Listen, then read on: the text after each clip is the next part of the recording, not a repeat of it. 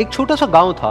वहां पर एक आदमी पहाड़ पर पत्थर तोड़ने का काम करता था। उसको अपनी जिंदगी से कोई गिला शिकवा नहीं था। पूरा दिन वो काम करता, मेहनत करता। दिन के एंड में जो थोड़ा बहुत पैसा मिलता वो जा करके अपने परिवार के साथ में थोड़ा सा टाइम स्पेंड करता और चैन से सो जाता। तो एक दिन रोज की तरह वो अपना काम खत्म करके अपने घर की तरफ जा रहा था। तो रास्ते में चलते चलते उसके मन में ख्याल आया कि ये भी कोई जिंदगी है कि सुबह से शाम तक मैं पत्थर तोड़ने का काम करता हूँ और एंड में मेरे को थोड़े से पैसे मिलते हैं, जिसमें मुश्किल से मेरा और मेरे परिवार का गुजारा हो पाता है। काश कुछ ऐसा हो जाए कि कहीं से मुझे कोई ऐसी शक्ति मिल जाए कि जो भी मैं चाहता हूं वो सच हो जाए।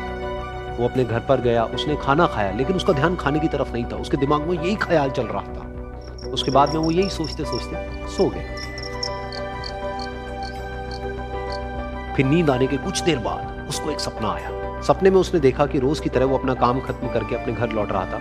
रास्ते में उसने एक बहुत ही बड़ा घर देखा और उसके मन में आया कि काश ये घर मेरा होता और मैं इसका मालिक होता। और उसके सोचते ही वो उस घर का मालिक बन गया। उसको यकीन ही नहीं हो रहा था कि जो उसने सोचा वो बन चुका है। लेकिन उसकी खुशी ज्यादा देर नहीं टिक पाई, क्योंकि उसको एकदम से एक शोर सुनाई दिया। उसने अपने घर के बाहर देखा कि एक बहुत बड़ी रैली निकल रही है, जिसमें बीचों बीच एक पॉलिटिशियन है जो ऐसे ऐसे हाथ हिला रहा है। और वहां पर जितने भी लोग खड़े थे सब उसके नाम के नारे लगा रहे थे। उसके आगे हाथ जोड़ करके खड़े थे, सब उसको देखने के लिए तड़प रहे थे। तब उसको यह एहसास हुआ कि मैं कितना छोटा हूं उसके आगे। और फिर उसके अंदर से एक ख्याल उठा कि काश मैं ये पॉलिटिशियन होता और मेरे पास भी इतनी ही पावर होती जितनी कि इसके पास में है। बस उसका इतना सा सोचने की देर थी, वो पॉलिटिशियन बन गया। उसकी खुशी का ठिकाना नहीं था, क्योंकि उसके आसपास में हजारों लोगों की भीड़ थी और सब उसको देखने के लिए तरस रहे थे, तड़प रहे थे।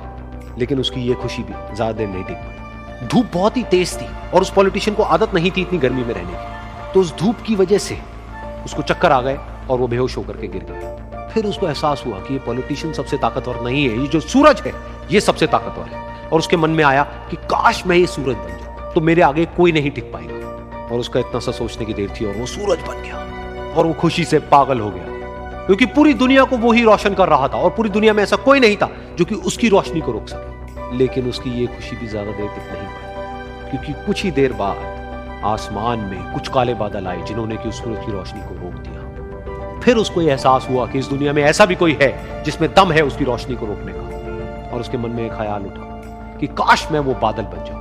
और वो बादल बन गया और आसमान में उड़ने लगा। उसको ऐसा लगा कि मैं आसमान में उड़ रहा हूं और अब मैं जहां चाहे वहां जा सकता हूं। लेकिन कुछ देर बाद वहां पर एक बहुत तेज हवा का झोंका आया जो कि उन बादलों को उड़ा करके ले गया। और फिर उसे ये समझ आया कि ये जो बादल है वो सूरज की रोशनी को तो रोक सकते हैं, लेकिन हवा को नहीं रोक सकते। ये हवा उनको बहा करके ले जाती है। फिर उसके मन में आया कि काश मैं ये हवा बन जाऊं। और वो हवा बन गया। हवा बनने के बाद में उसको अपने अंदर एक अलग ही ऊर्जा का अनुभव हुआ। वो चाहे तो आराम से बहता और चाहे तो आंधी बन करके, तूफान बन करके, जिसको भी चाहे उड़ा करके ले जाता। उसको ये विश्वास होने ही लगा था कि इस दुनिया में सबसे ज्यादा शक्तिशाली मैं हूं। लेकिन तभी उसके सामने आया एक पहाड़। उसने अपनी पूरी ताकत लगा दी, लेकिन उस पहाड़ को वो इतना सा भी नहीं हिला पाया। तब उसको यह एहसास हुआ कि इस दुनिया में कोई है जो हवा से भी ज्यादा शक्तिशाली है, जिसमें दम है उस हवा को रोकने का।